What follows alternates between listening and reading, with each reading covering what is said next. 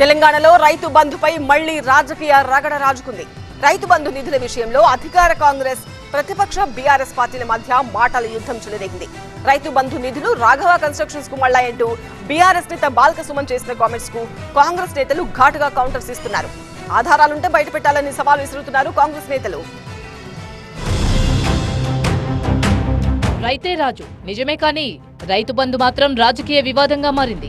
రైతు బంధు అమలు విషయంలో అధికార, ప్రతిపక్ష పార్టీల మధ్య మాటల యుద్ధం చెలరేగింది. కాంగ్రెస్ ప్రభుత్వం కొత్త పథకాలను ప్రారంభించకపోగా బీఆర్ఎస్ అత్యంత ప్రతిష్టాత్మకంగా అమలు చేసిన పథకాల్ని కూడా రద్దు చేయాలని చూస్తోందని విమర్శిస్తున్నారు బీఆర్ఎస్ నేతలు.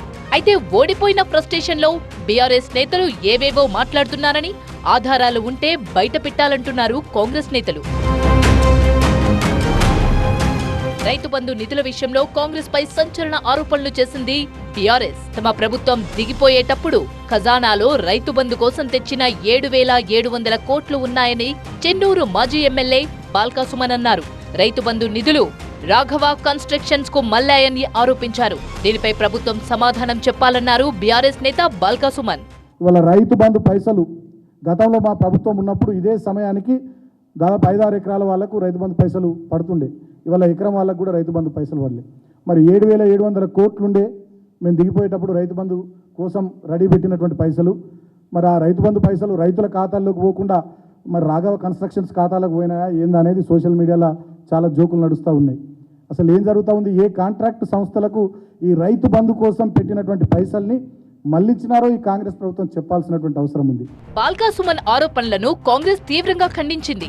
అనవసరంగా ఆరోపణలు చేయకుండా ఆధారాలుంటే న్యాయస్థానాలను ఆశ్రయించాలని సూచించారు కాంగ్రెస్ నేత విహెచ్. నీ దగ్గర ప్రూఫ్ ఉంటే పోయి హైకోర్టు పోతావా, సుప్రీంకోర్టు పోతావా, పోడో రాష్ట్ర ప్రభుత్వాన్ని డబ్బు ఎట్లా మళ్ళీ ఇచ్చిందని అడుగు. అంతేగాని కేవలం వీడియోలలో, టీవీలలో చెప్పి పత్రికల్లో రాయించుకుంటే మీ పార్టీ 10 ఏళ్లలో చేసింది ఇంకా అడుగునరే వీళ్ళు ఇప్పటిదాకా వీళ్ళు చేసినాయని అబద్ధం. వాళ్ళు చేసింది మేము ఏదో తప్పు జరిగింది అడిగినాం కదా, కాళేశ్వరం గురించి అడిగినాము, దానికి మేము జ్యుడిషియల్ ఎంక్వైరీ కూడా అన్నాము. కాంగ్రెస్ ప్రభుత్వం అధికారంలోకి వచ్చిన నెల రోజుల్లోనే బీఆర్ఎస్ నేతలు విమర్శలు చేస్తున్నారని మండిపడ్డారు కాంగ్రెస్ నేత అద్దంకి దయాకర్. అక్కసుతో ఇష్టమొచ్చినట్లు మాట్లాడుతున్నారని ఆగ్రహం వ్యక్తం చేశారు. ఎలాంటి ఆధారాలు లేకుండా ఆరోపణలు చేయడం సరికాదన్నారు అద్దంకి దయాకర్. విమర్శలు చేయడమే పనిగా బీఆర్ఎస్, లేదంటే ఆధారాలు లేని, లేదంటే ఇంకా చెప్పాలంటే కొంత అక్కసుతో చేస్తున్న కామెంట్స్ ప్రజల ముందు బీఆర్ఎస్ నాయకులను ముద్దాయిలుగా చేస్తున్న అంశం గమనించాల్సిందిగా కోరుతున్నాం. ప్రతిపక్షంగా మీరు నిర్మాణాత్మకంగా ఉండాల్సిన స్థితి నుంచి ఎందుకు ఈరోజు దిగజారుతుండో ఆలోచించుకోవాల్సిన అవసరం ఉంది.